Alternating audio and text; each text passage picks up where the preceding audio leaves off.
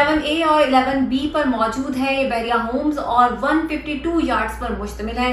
इसके अंदर 3 कमरे मौजूद हैं और ग्राउंड प्लस 1 का ये विला है।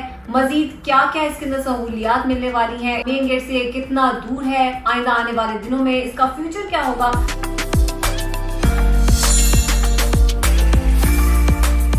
अस्सलामुअलैकुम, आप देख रहे हैं BT के अपडेट्स और मैं हूं आमना अकरम। आज हम बात करने जा रहे हैं बहरिया होम्स के बारे में।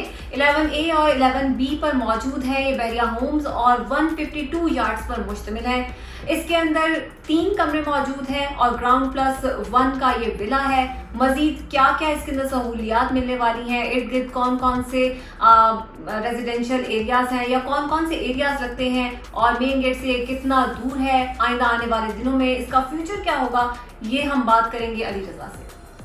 अस्सलाम वालेकुम अली। जी वालेकुम अस्सलाम। अली, बहरिया होम्स के बारे में बात करने जा रहे हैं। मैं चाहती हूँ कि हम अपने नाज़रीन को बताएं कि बहरिया होम्स हैं किधर पर।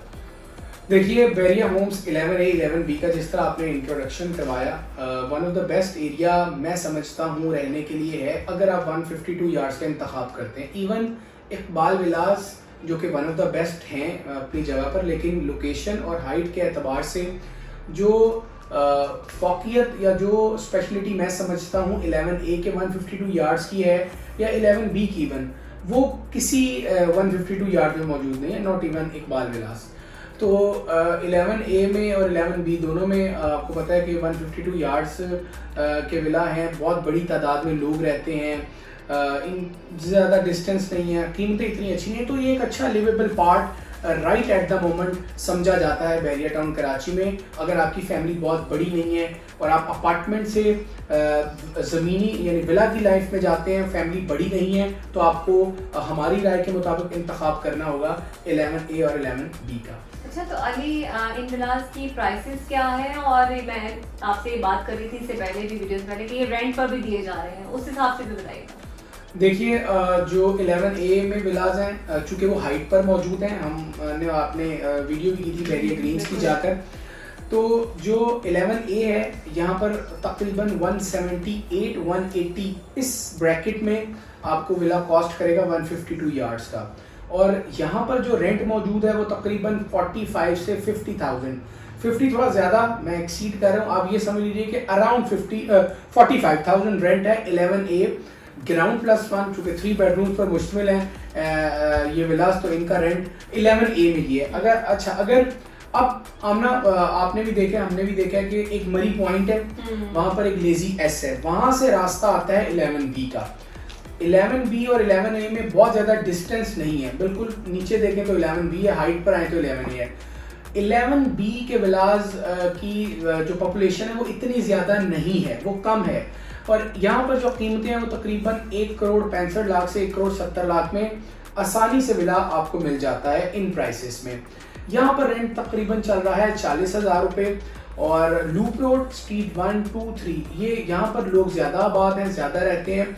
और अगर आप बजट के एतबार से डिसाइड करना, अगर बजट प्रॉब्लम नहीं होगा तो आप 11A का इंतखाब अमूमन मैक्सिमम लोग करते हैं, लेकिन अगर जहाँ 1 मिलियन या 1.2 मिलियन का डिफरेंस आता है तो फिर लोग 11B का इंतखाब करते हैं। तो ये टेंटेटिवली तकरीबन 1.65 से 1.80 के दरमियान दोनों कॉस्ट करेंगे। आप ऊपर जाएंगे तो थोड़ा महंगा, नीचे आएंगे तो थोड़ा कम आपको कॉस्ट करेगा। अच्छा अली, एक सवाल मेरे जहन में है, इकबाल विलास जो है वो मेन गेट से करीब है, जबकि ये वाले विलास थोड़े से अंदर करके हैं, तो आप कह रहे हैं कि इकबाल विलास से बेहतर है, किस तरह से बेहतर है? देखिए, आपके इस सवाल में 2 बातों का जिक्र कर देता हूँ कि इकबाल विलास का मेन गेट से डिस्टेंस है तकरीबन 1.2 किलोमीटर।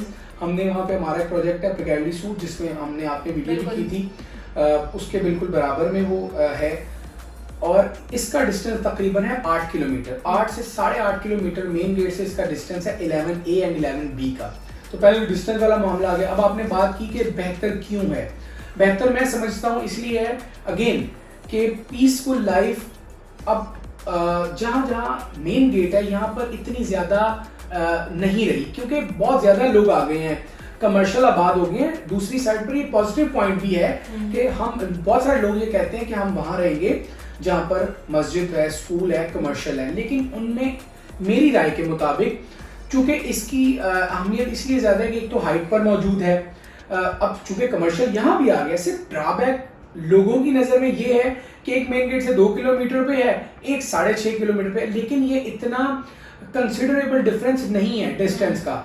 अलबत्ता लोकेशन के एतबार से मैं समझता हूँ कि 11A बेहतर है। और आप इससे अंदाज़ा लगा लीजिए कि एक चीज़ को 90 लाख में लॉन्च किया गया था, दैट इज़ इकबाल विला, आज इनकी कीमत है 1,90,00,000 रुपए। और 45 लाख में लॉन्च किया गया था 11A और इसकी कीमत है 1,80,00,000 रुपए। फर्क बहुत बड़ा नहीं रहा। इसकी वजह यह है कि लोगों का रुझान 11A और 11B में वाज़ेह तौर पर है। अच्छा, तो अली इस तरह के आपने बताया कि क्यों बेहतर है ये। एक और सवाल ये कि आपने कहा कि इकबाल विला के इर्द गिर्द अब तो ऑब्वियसली रेजिडेंशियल भी बहुत बन गया, कमर्शियल भी बहुत बन गया है, और लोगों की ख्वाहिश कुछ लोगों की ये भी होती है कि हमारे इर्द गिर्द स्कूल, कॉलेज और इस तरह की जितनी भी फैसिलिटीज़ हैं वो, तो इन वाले जो विलास हैं इनके करीब भी ये वाली फैसिलिटीज़ हैं? जी बिल्कुल जी। 11A और 11B में जो इंडिविजुअली तौर पर ये मौजूद नहीं है, लेकिन जितने रेजिडेंट्स 11A और 11B के हैं वो तमाम लोग प्रीसिंक्ट 10A की गैलरी, मरहबा स्टोर और जो तमाम ज़रूरियात ज़िंदगी की चीज़ें हैं वो वहाँ से लेते हैं।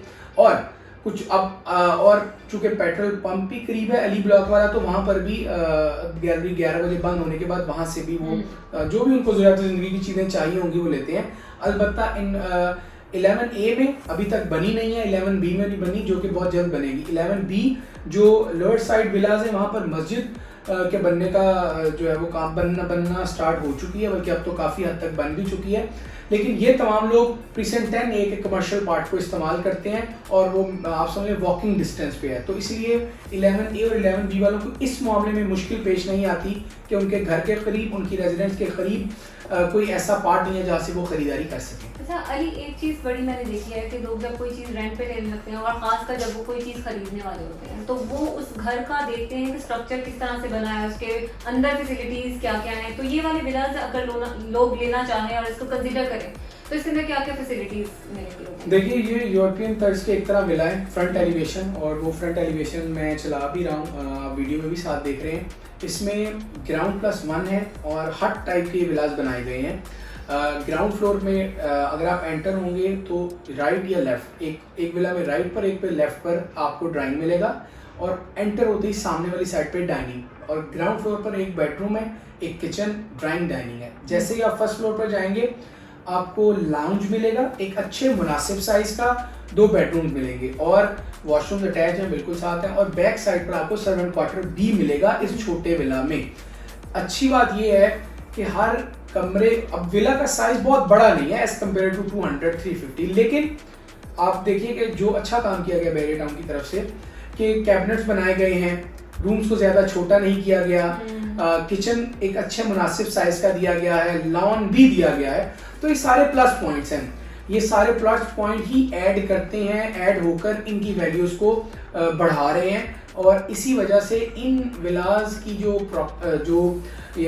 सेल परचेज है, जो लिवेबल पार्ट है, वो महंगा भी है और लोगों का रुझान हर वक्त रहता है इन विलास में मूव होने का।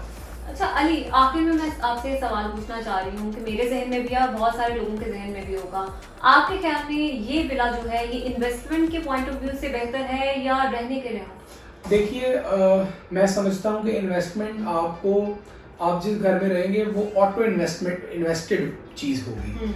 Liveable part one of the best मैं कहूँगा कि अगर आपको रहना है तो ये एरिया, ये सराउंडिंग्स बड़ी अच्छी हैं।